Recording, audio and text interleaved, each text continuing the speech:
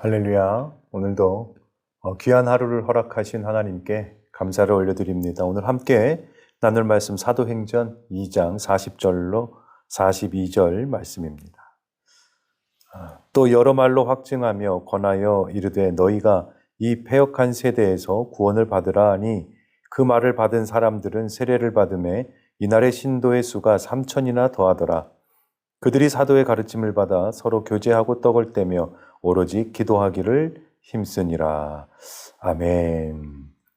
오늘 베드로가 초대교회에서 처음으로 설교를 하는 그러한 상황에 있습니다. 지금 100만 명 정도의 사람들이 맥추절을 지키기 위해서 모여 있어요. 그 안에는 오순절 다락방에서 성령의 임재를 체험한 120명의 성령을 받은 이들도 각자의 방언으로 지금 찬양하고 있습니다. 이때 많은 사람들이요, 그들을 향해서 너희가 술 취하거나 미쳤다라고 이야기합니다. 군중들이 수군거리는 것을 듣고 베드로가 사람들의 찬양을 멈추게 한 뒤에 사실 저들이 미친 것이 아니라 하나님의 성령을 받고 방언으로 찬양하는 것이라고 이야기합니다. 그렇게 말씀을 전한 베드로가 이제 설교를 하기 시작하는데요. 여러분, 사실 베드로는 어떤 사람입니까? 삶의 실수가 많았던 사람이에요. 자신이 약속한 것을 지키지 못했던 사람이고요. 심지어는 예수님을 배신했던 그런 사람이에요. 사람들 앞에서 예수님을 부인하고 숨었던 그런 베드로가 어떤 자격이 있어서 지금 너무나 이렇게 당당하게 사람들 앞에서 예수님의 제자로 성령을 증거합니까? 왜 이렇게 변할 수 있었습니까? 그것은 성령이 임하면 사람은 변하게 되는 거예요. 담대하지 못했던 베드로가요, 이제 성령을 체험하고 나니까 담대함으로 사람들의 시선과는 상관없이 예수의 복음을 증거하는 사람이 되었어요. 그런데 또 성령이 충만한 것도 충만한 건데 한편으로는요, 이렇게 생각할 수 있을 것 같아요. 어쩜 저렇게 뻔뻔할 수 있을까? 많은 사람들이 구원을 이야기할 때 구원을 받았습니까? 라고 이야기하면요, 우리나라 성도님들이 손을 잘 못 들죠. 왜 그래요? 나의 행위를 돌아보기 때문에 그래요. 사실 구원은 행위로 얻는 것은 아니지만 우리 안에서 나의 행위, 나의 지난 과거의 모습을 돌아보기에 구원 받았습니까? 라는 질문에 당당하게 손을 못 드는 거예요. 우리의 생각으로는 베드로도 어떤 그 마음에 요만큼이라도 가책이 있으면 이렇게 당당할 수 없을 텐데, 그런데 어쩜 이렇게 베드로는 당당하게 말씀을 전할 수 있는 것인가? 사실 베드로의 모습은요, 뻔뻔한 것이 아닙니다. 다시 기회를 주시는 하나님을 만났기 때문에 당당한 거예요. 할렐루야. 베드로는요, 또다시 삶의 기회를, 사역의 기회를 주시는 하나님을 만났던 거예요. 이것이 베드로가 믿는 하나님이에요. 아무도 버리지 않는 하나님, 용서하시는 하나님, 다시 한번 기회를 허락하시는 하나님. 베드로는 그렇게 버리지 않는 하나님을 만나고 체험한 거예요. 그러면 하나님은 어떤 사람에게 다시 기회를 주십니까? 감정적인 회개가 아닌, 눈물 흘리는 그런 잠깐의 회개가 아닌 삶의 변화를 통해서 회개의 열매가 있는 사람에게 기회를 주시는 거예요. 베드로는요, 진심으로 회개했어요. 진심으로 뉘우쳤습니다. 그러기에 하나님께서는 그에게 다시 기회를 주신 거예요.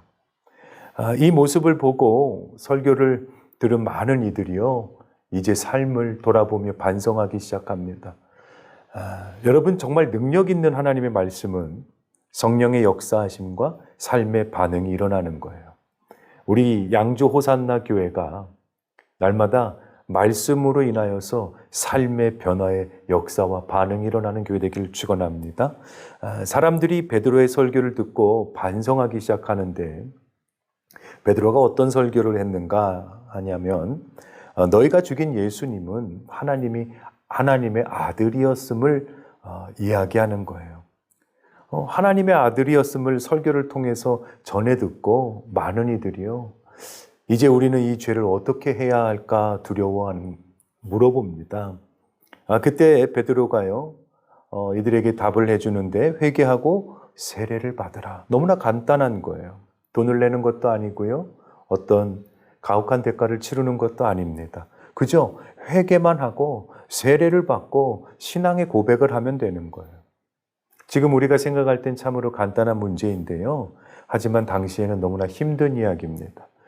예수님이 어떻게 돌아가셨어요? 십자가 처형으로 돌아가셨습니다. 당시 십자가의 처형은요, 중형을 저지른 범죄인에게만 행했던 처형 방법인데, 그 중에서도 여러 가지 범죄에서도 예수님은요, 정치사범이에요. 반역죄예요.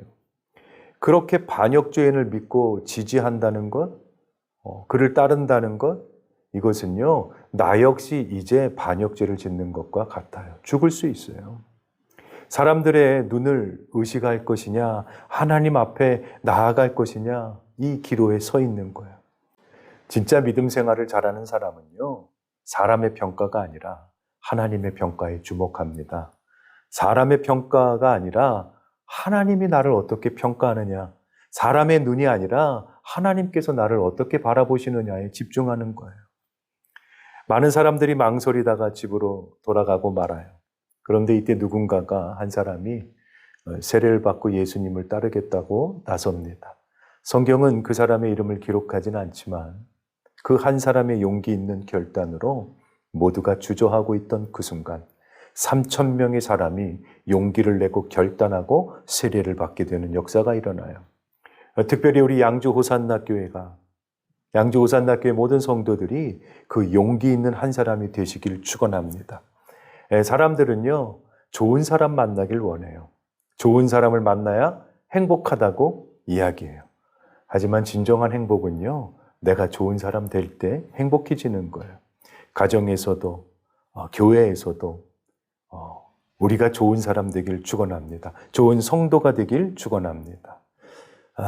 누군가가 나를 통해서 선한 영향력을 받고 변화되면 나 역시 더불어 행복해지는 거예요.